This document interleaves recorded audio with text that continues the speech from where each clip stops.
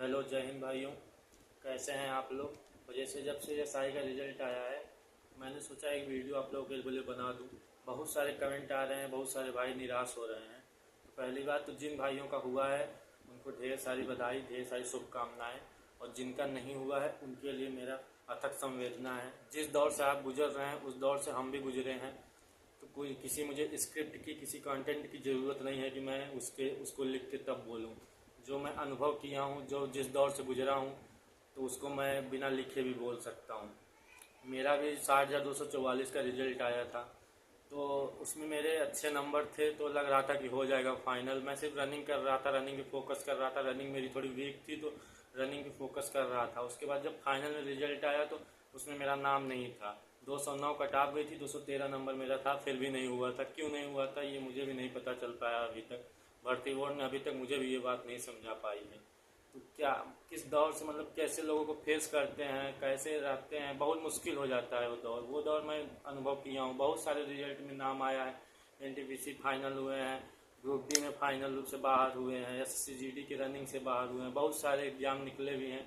उसका कोई मतलब नहीं निकल जाता है। अगर आप सफल नहीं होते हैं तो आपके प्रयास की कोई वैल्यू नहीं रह जाती है, न ही कोई आपको सुनने वाला है यहाँ पे। इसलिए मैं आपसे सिर्फ इतना ही कहूँगा कि निराश नहीं होना है, आपको फिर से उठना है, उसके दोगुने वेग से फिर से लगना है। और आप उससे अच्छा करेंगे, ये मेरी गारंटी है।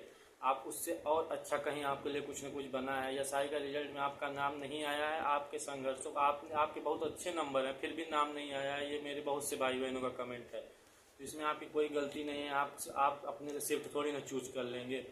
ये दुनिया से फेस करना बहुत कठिन होता है, इस दौर से गुजरना। तो ये मैं समझ सकता हूँ आप लोगों की बात, लेकिन आपको उठना है। वीर पुरुष शोक नहीं करते हैं, बस यही बात आप लोगों को याद करनी है। अगर आपका मन विचलित है तो 1-2 दिन, 1 हफ्ते आप रेस्ट करिए अच्छे से। कहीं घूमने चले जाइए, घूम फिर के आइए, फिर दुगने दुगनी स्पीड से आप लग जाइए। फिर एसआई वैकेंसी आने वाली है, यूपी पुलिस की वैकेंसी आने वाली है, उसमें आप लग जाइए। आपकी मेहनत कभी बेकार नहीं जाएगी। आज किसी भी तरीके से आपका नहीं हुआ है, कुछ आपकी कमी है, कुछ सिस्टम की कमी है, बहुत सारी चीज़ें हैं। तो उसको दिमाग पे लोड नहीं लेना है, आपको आगे के लिए लग जाना है। आप आगे इससे अच्छा करेंगे, ये जान लीजिए आप। तो इसके बारे में आपको बहुत सोचना नहीं है, सोचने से कुछ होता भी नहीं है। जहां आपको मंजिल आपको पहुंचानी होगी पहुंचा देगी, बस आपको लगे रहना है, निरंतर आपको लगे रहना है, अंत समय तक लगे रहना है। जब तक आपके शरीर में जान है तब तक लड़ना है। आप इस दुनिया में जन्म लिए हैं तो ये फंडा तो आपको आजमाना ही पड़ेगा। बाकी भाई यही कहना चाहेंगे कि निराश बिल्कुल नहीं होना। बहुत सारी वैकेंसियां हैं, आप ही के लिए सब वैकेंसियां आई हैं। दोगुने स्पीड, दोगुने उत्साह और स्पीड के साथ लग जाइए। आप थोड़ा रिलैक्स हो जाइए, ये सब बात हटा दीजिए। युद्ध में अगर लड़ते हैं तो जीत होती है या हार होती है।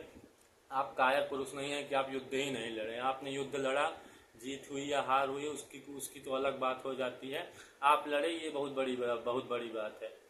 तो भाई आप लोग लग जाइए निरंतर। वैकेंसियाँ फिर आने वाली हैं। यूपीएसआई की सुनने में आ रही 10,000 के लगभग, जो constable, GD, railway group D, NTPC की तो अभी मेंस भी लगेंगे आप लोगों के, उसके भी आप देख सकते हैं।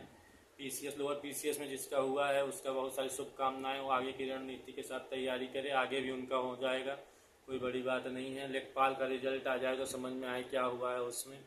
बाकी आप लोग लगे रहे भाई, हम लोग ग्राउंड पे चल के आपको जो भी अपडेट रहेगी देंगे। जैसे आप हैं भाई वैसे हम भी हैं, एक एस्पिरेंट हम भी हैं, आप भी हैं। आपका सहयोग रहेगा तभी हम कुछ कर पाएंगे। बाकी निराश नहीं होना है, सब आपके लिए ये वैकेंसियां हैं। आप निरंतर लगे रहिए, आज नहीं तो कल सिलेक्शन आपका ही होगा। धन्यवाद भाइयों, जय श्री राम।